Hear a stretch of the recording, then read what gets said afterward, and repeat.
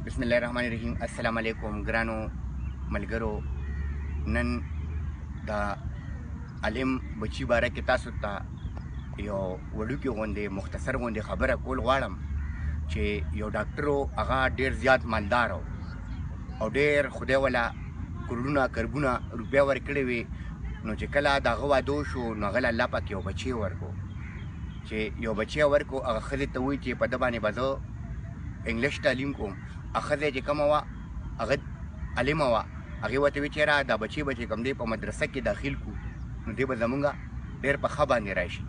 خو که هغه ښځه شوه او که هغه سړی شو، خو په هغه هلک باندې انګلیش تعلیم وکړو او یو بل بچی وشو.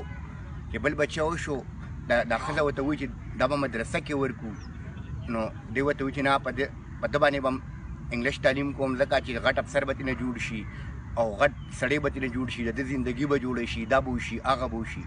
ښه په هغه باندې هم چې کوم دی انګلیش تعلیم وکړو. چې کله ده له درېیم بچی خدای پاک ورکړو نو دې ښځې ورته وي چې دا په مدرسه کې ورکړه. چې هغې په مدرسه کې ورکړو، یو ټایم د هغه نه غټ علم او د هغه دوو بچو نه چې کوم دی غټ غټ افسران سرکاري جوړ شو. نو دا مور یې چې کوم دی یو ورځ د پلار سره صلاح وکړه، راځه چې د خپل بچي معلوم کړو چې دی څه کوي، دا زموږ دا بچي څه کوي، موږ سره څه کوي. نو پلار یې په کمره کې کېناستو او د مور یې بار ځان خفه کړو. دی کې هغه یو افسر زوی راغی. کله راغی دی ورته وایي ولې مورې څه چل شوي دی، بابا در سره جګړه کړې ده، ولې خفې؟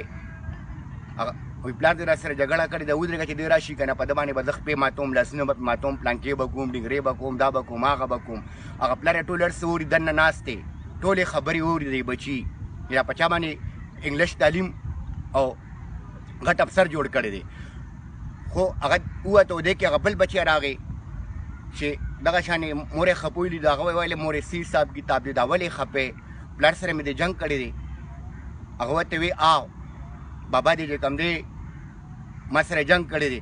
نو بس هغه هم چې په دغه شان کوپر باندې دغه شو چې یاره داسې به وکړم، هغه شان به وکړم، هغه شان به وکړم. پلار له ډېره زیاته بې عزتي وکړه. اوس هغه پلار دننه ناست دی، هغه د هر څه اوري. چې هغه لاړ ووته، دې کې څه لاده پس د علم بچی راغی، داسې لاس یې پرې واچو، ولې مورجانې ولې خفه یې، بابا د سره جنګ کړی دی. وایي او که نه بچې بابا دې را سره جنګ کړی دی، والې یم ټکولی یم بې عزته کړی یم. ده ورته ویې خیر دی چې دا ټول عمر زما دې پلار تاله دا سکون درکړی دی، دا راحت یې دله درکړی دی، دا چین یې درکړی دی. که دا نن دا یو ورځ ته خفه کړې نو مورجانې ته زما د بابا نه مه خفه کېږه، ته ترې نه مه خفه کېږه، ولې ټول عمر یې تاله خوشحالي درکړه. که دا یو ورځ یې خفګان درکړو، په دې باندې زما د بابا نه مه خفه کېږه، هغه معاف کړه. دا بابا چې کوم دی دا خبرې واورېدې او چې د کمرې نه راووتو، د علم له غاړه ورکړه، نو داسې وجړل، داسې چې بس بقایې د سترګو نه چې کوم دی وینې رالي. نو ملګرو تاسو ته مې دا خواست دی چې بچو باندې انګلیش تعلیمونه کوئ، هم پې وکړئ، خو دیني تعلیم پې خامخا وکړئ چې سبا ستاسو قدر کوي، عزت هم کوي، تاسو ته په درنه سترګه باندې ګوري. بس دا یو خبره وه، وړه خو نه وه، ډېره غټه وه، زما په دې زړه باندې داسې وه چې لکه یو ګټه وه. نو مې یاره راځه د خپلو ملګرو سره، د خپلو مسلمانانو وروڼو سره دا زه شیر کړم. ډېره مننه، شکریه، والسلام. په ایمان ووایه، زړه دې